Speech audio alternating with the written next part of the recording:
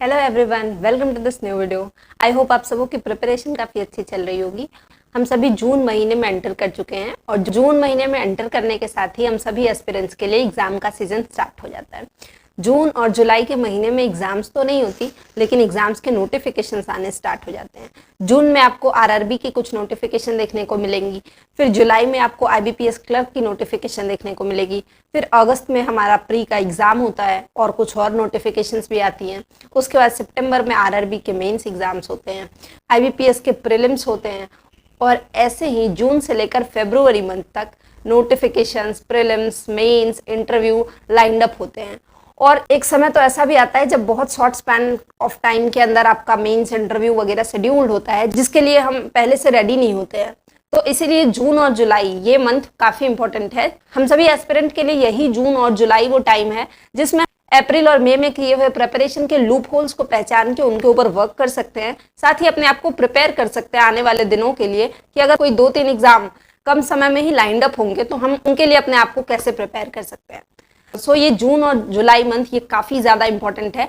अभी तक अगर आपने कुछ भी अपनी प्रिपरेशन में लूप होल्स रखी हैं तो उन पर वर्क करिए। यदि आप करंट अफेयर्स डेली मेंटेन नहीं कर पा रहे हैं, वो बीच में 1-2 दिन आपने स्किप कर रखा है, तो इसको मेक श्योर करिए कि जून मंथ से आप अपने करंट अफेयर्स के एक भी दिन को स्किप नहीं करने वाले हैं, डेली करंट अफेयर्स पढ़ने वाले हैं। इवन अप्रैल मई मंथ में जितनी भी आपकी करंट अफेयर्स छूटी हुई हैं उनको भी प्रिपेयर करने वाले हैं, क्योंकि अल्टीमेटली रीजनिंग, मैथ्स और इंग्लिश के बाद करंट अफेयर्स ही है, उसमें स्कोर करके आप औरों से आगे निकल सकते हैं। क्वांट, इंग्लिश और रीजनिंग में बहुत सारे बच्चे स्कोर कर जाते हैं, लेकिन जीए का जो स्कोर होता है वो डिफरेंस क्रिएट करता है। इसलिए अगर आपकी करंट अफेयर्स कभी स्किप हुई है तो उस पर काम करिए। अरिथमेटिक के कुछ ऐसे टॉपिक्स जिनको आपने ये सोच के स्किप कर दिया हो कि ये शायद नहीं आएंगे, प्रोबेबिलिटी वगैरह अगर आपने प्रिपेयर नहीं किया है तो इसको जरूर से प्रिपेयर कर लीजिए, क्योंकि प्रोबेबिलिटी के क्वेश्चंस आपको प्री में तो क्या मेंस में भी सेव करते हैं। कई बार सिर्फ प्रोबेबिलिटी के क्वेश्चंस बना के क्वांट में मेंस के पेपर में स्कोर भी करते हो और अपना सेक्शनल कट ऑफ भी क्लियर करते हैं।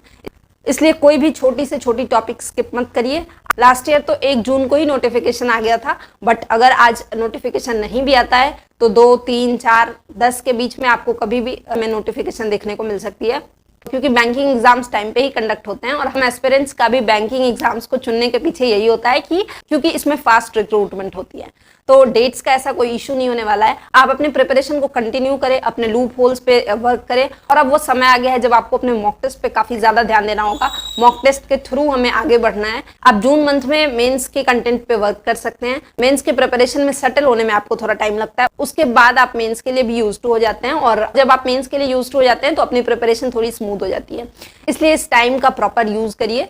अभी तक अगर आपने कभी गैप भी ली है या मस्ती भी की है तो आप ये इंश्योर करिए कि जून के स्टार्टिंग से आप अपना मैक्सिमम टाइम अपनी स्टडीज में ही देंगे और जितने भी पार्टीज, फंक्शंस, सेलिब्रेशंस आप अटेंड करने वाले हैं वो अब मत करिए, क्योंकि एक सीरियस एस्पिरेंट इस फेज में अपने पूरे टाइम को एग्जाम्स के लिए ही डिवोट करता है और तब इसमें रिजल्ट भी पॉसिबल है, क्योंकि हमेशा एग्जाम्स को निकालने के लिए थोड़ी सी पेशेंस, परसिस्टेंस, कंसिस्टेंसी ये सब चाहिए होती है। तो अगर आप अपनी सारी चीजें करते हुए कोशिश करेंगे तो शायद थोड़ी मुश्किल होगी। इसलिए अपने प्रिपरेशन पे पूरा फोकस रखिए। जो भी वीक एरियाज है उन पर अभी आप काम कर सकते हैं, वो करिए। और जब हम जून मंथ में आ जाते हैं तो हम अपने एग्जाम्स के बहुत करीब आ जाते हैं। बुरी बात यह है समय बहुत कम है, लेकिन अच्छी बात यह है कि अभी भी समय है, इसलिए अपनी प्रिपरेशन और अच्छे से करिए। और आगे की वीडियोस में मैं आरआरबी पीओ और आरआरबी क्लर्क के एग्जाम से रिलेटेड कंटेंट आप तक डिलीवर करूंगी। लास्ट ईयर मैंने इसके पेपर दिए हैं तो इसमें कैसा एक्सपीरियंस रहा है, ये एग्जाम कैसे कंडक्ट होते हैं, इसमें एज एन एस्पिरेंट हमें क्या फील होता है और हमें अपने आप को कैसा प्रिपेयर्ड रखना चाहिए जिससे हम एग्जाम में अच्छा स्कोर कर सकें, ये सारी डिटेल्स मैं धीरे धीरे वीडियोज़ में कवर करूंगी ताकि आपकी अच्छी हेल्प हो जाए और कहीं भी किसी भी पॉइंट पे यदि आपको डाउट आ रहा हो तो वो भी सॉल्व हो जाए। उसके अलावा भी ऐसी कोई पॉइंट है जिन पर आपको कंफ्यूजन हो रही हो तो आप कमेंट सेक्शन में ड्रॉप कर सकते हैं, मैं वहां पे रिप्लाई करूंगी। And that's all for this video. Meet you in the next video.